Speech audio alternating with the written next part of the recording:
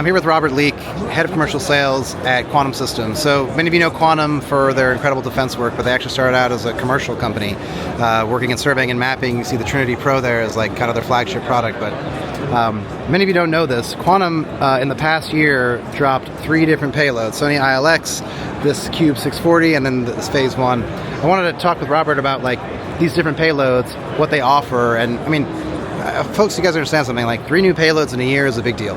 At the same time, with the richness of integration and capabilities on a platform that lasts, what is it, 2 hours almost, 90 minutes, is that what it applies, 90 minutes? You know, it's what you need for mapping, surveying, not inspection, but mapping and surveying. But Robert, I want to learn more kind of about what you guys are working on, what you have here in front of us with this LiDAR. Yeah, I mean, so the 3 payloads that we had have obviously been a lot of work and a lot of effort from us. You know, this Cube 640, for example, was a lot of integration work that had to happen in collaboration with YellowScan. We've had a long relationship with YellowScan with the previous LiDAR, and it enabled us to do, you know, a more... This is also the YellowScan as well. Exactly, right. So that's the Cube 240, this is the new Cube 640. And so, you know, we discussed with them what we needed out of the platform and making things like making sure that we had onboard photogrammetry with the integrated RGB sensor. Wow. And being able to do direct control of the payload and management and making sure that we, you know, actually able to integrate it into the way that the drone operation is set up in the software. So that's what we've been able to achieve by working with YellowScan. We've been working with them for years. We've got a nice partnership on the software side as well.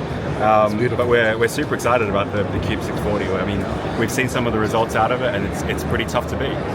What is it based on from the YellowScan equivalent? So this is a rough equivalent of the Surveyor Ultra 3. Okay.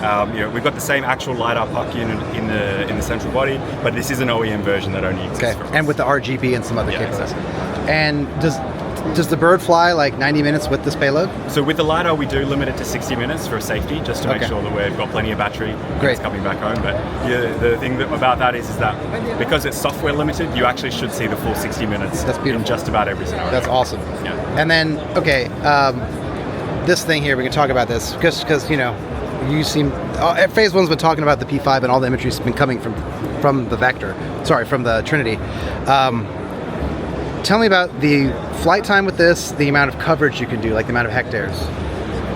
Okay, so flight time's again 60 minutes because it's a heavier payload. Okay. But in terms of coverage, this is where it gets a little spicy with this one. Under normal circumstances, you know, we talk about anywhere from 300 to 600, 700 hectares or so in flight for the other payloads. The thing is with the P5 is that it really sort of fits into 2 categories.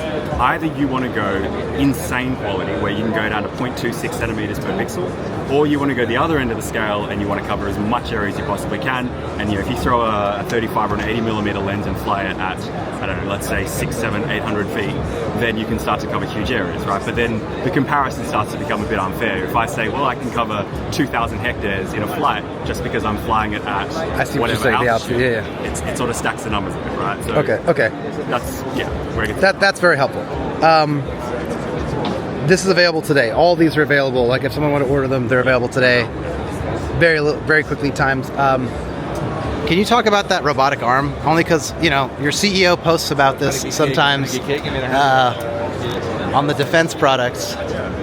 So the robotic arm, I mean, from our point of view, it's just a nice way to show it off at the trade shows, but it is bound by the original concept, which was our drone port. And we did the drone port concept in collaboration with Deutsche Bahn in order to basically prove that it was possible to have a drone in a box solution for a fixed wing. And you know, this robotic arm is designed around the concept of, rather than trying to precisely land on a pinpoint, we can land within a roughly 1.5 maybe meter squared area, and that robotic arm can reach up and grab it.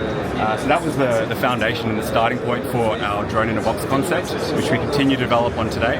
But yeah, at the trade shows, it's a nice way to get attention. So folks can buy a Trinity with a drone in a box solution. It's not commercially available yet. We're still figuring out exactly what the go-to-market strategy is. Oh man.